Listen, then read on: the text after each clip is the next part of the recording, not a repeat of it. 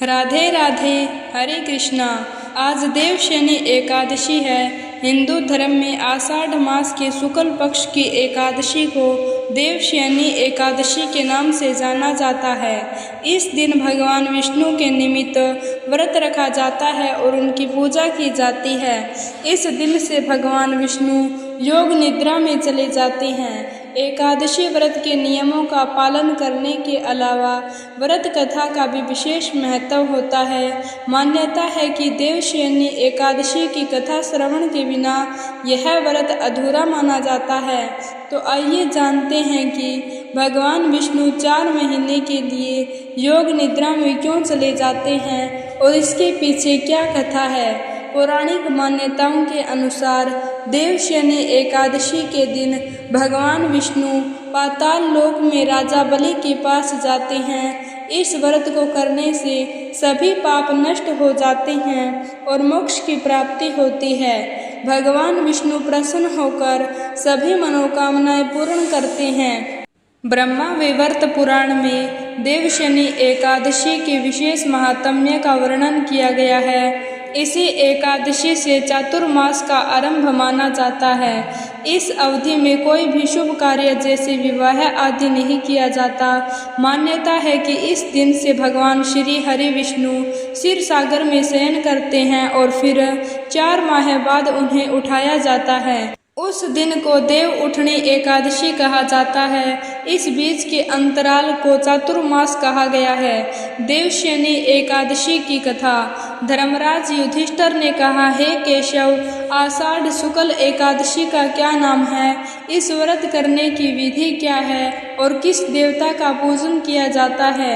श्री कृष्ण कहने लगे कि हे युधिष्ठिर, जिस कथा को ब्रह्मा जी ने नारद जी से कहा था वही मैं तुमसे कहता हूँ।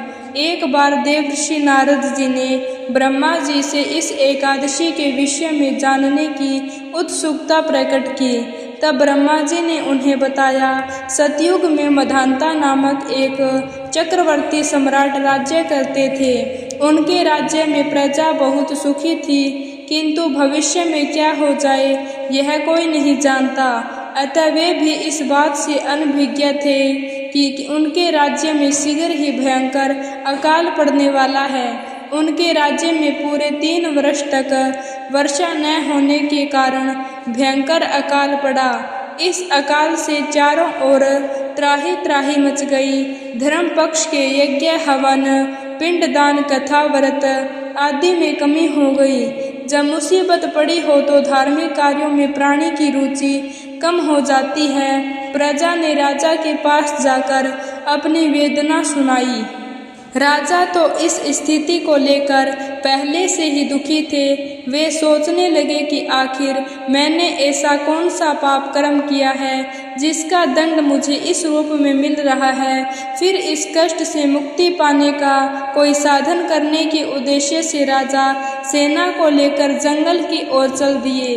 वहाँ विचरण करते करते एक दिन वे ब्रह्मा जी के पुत्र अंगिरा ऋषि के आश्रम में पहुँचे और उनके साष्टांग प्रणाम किया। ऋषिवर ने आशीर्वचनोपरांत कुशल क्षेम पूछा। फिर जंगल में विचरने व अपने आश्रम में आने का प्रयोजन जानना चाहा। तब राजा ने हाथ जोड़कर कहा, महात्म्य, सभी प्रकार से धर्म का पालन करता हुआ मैं अपने राज्य से दुर्भाग्य का दृश्य देख रहा हूँ। आखिर किस कारण से ऐसा हो रहा है? कृपया इसका समाधान करें। यह सुनकर महर्षि अंगिरा ने कहा, हे राजन, सब युगों में उत्तम यह सतयुग है। इसमें छोटे से पाप का भी बड़ा भयंकर दंड मिलता है। इसमें धर्म अपने चारों चरणों में व्याप्त रहता है। ब्राह्मण के अतिरिक्त किसी अन्य जाति को तप करने का अधिकार नहीं है, जबकि आपके राज्य में एक शूद्र तपस्या कर रहा है। यही कारण है कि आपके राज्य में वर्षा नहीं हो रही है। जब तक वह काल को प्राप्त नहीं होगा तब तक यह दुर्भिक्ष शांत नहीं होगा। दुर्भिक्ष की शांति उसे मारने से ही संभव है, किंतु राजा कृहृदय एक निरपराध शूद्र तपस्वी का शमन करने को तैयार नहीं हुआ। उन्होंने कहा, हे देव, मैं उस निरपराध को मार दूं, यह बात मेरा मन स्वीकार नहीं कर रहा। कृपा करके आप कोई और उपाय बताएं। महर्षि अंगिरा ने बताया, आषाढ़ माह के शुक्ल पक्ष की एकादशी का व्रत करें। इस व्रत के प्रभाव से अवश्य ही वर्षा होगी। राजा अपने राज्य की राजधानी लौट आए और चारों वर्णों सहित पद्मा एकादशी का विधि पूर्वक व्रत किया। व्रत के प्रभाव से उनके राज्य में मूसलाधार वर्षा हुई और पूरा राज्य धन धान्य से परिपूर्ण हो गया। ब्रह्मा वैवर्त पुराण में देवशनि एकादशी के विशेष महात्म्य का वर्णन किया गया है। इस व्रत से प्राणी की समस्त मनोकामनाएं पूर्ण होती है। देवशनि एकादशी को देवशनि, महा एकादशी, थोली एकादशी, हरिदेवशनि, पद्मनाभा एकादशी, प्रबोधिनी एकादशी भी कहा जाता है। एकादशी के दिन ओम नमो भगवते वासुदेवाय नमः मंत्र का जप करें। कुंती पुत्र युधिष्ठिर बोले कि हे भगवान, विष्णु भगवान का शयन व्रत किस प्रकार किया जाता है, सब कृपा पूर्वक कहिए। श्री कृष्ण बोले, हे राजन, अब मैं आपको विष्णु के शयन का व्रत कहता हूँ और साथ ही साथ चातुर्मास्य व्रत को भी कहता हूँ।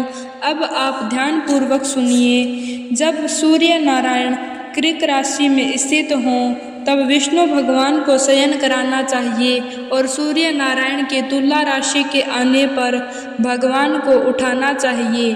अधिक मास के आने पर भी यह विधि वैसे ही रहती है। इस विधि से अन्य देवताओं को शयन न कराना चाहिए और न ही उठाना चाहिए। आषाढ़ माह के शुक्ल पक्ष की एकादशी का विधि पूर्वक करना चाहिए। उस दिन विष्णु भगवान की प्रतिमा बनाने और चातुर्मास्य व्रत का नियम करना चाहिए।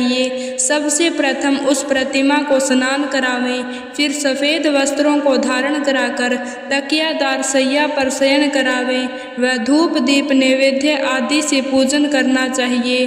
भगवान का पूजन ब्राह्मणों के द्वारा करवाना चाहिए।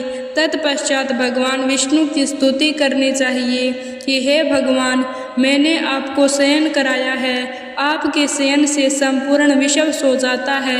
मेरी आपसे हाथ जोड़कर विनती है कि आप जब 4 मास तक शयन करें तो मेरे चातुर्मास्य व्रत को निर्विघ्न पूरा करावें।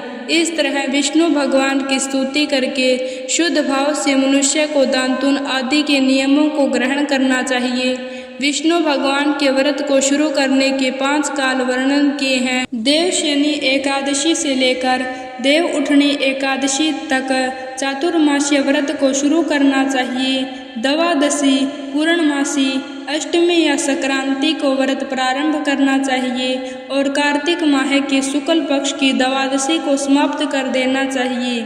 इसके व्रत से समस्त पाप नष्ट हो जाते हैं। जो मनुष्य इस व्रत को प्रतिवर्ष करते हैं वह सूर्य के समान देदीप्यमान हो जाते हैं और विष्णु लोक को जाते हैं। हे राजन, अब आप इसका अलग अलग प्रकार से फल सुने।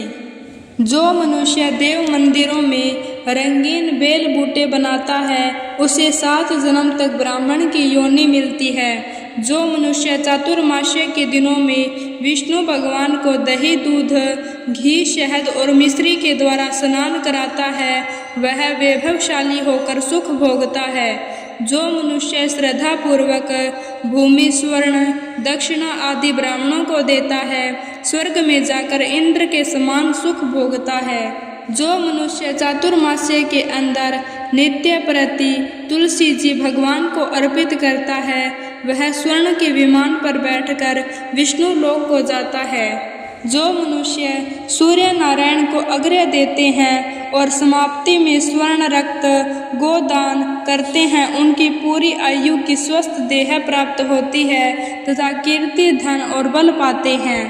चातुर्मास्य व्रत के समाप्त हो जाने के बाद 2 गोदान करना चाहिए। यदि गोदान न कर सकें तो वस्त्र दान अवश्य करना चाहिए। तो भक्तों, यह थी देवशनि एकादशी की कथा। उम्मीद है आपको पसंद आई होगी।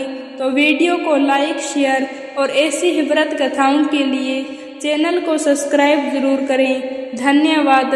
राधे राधे।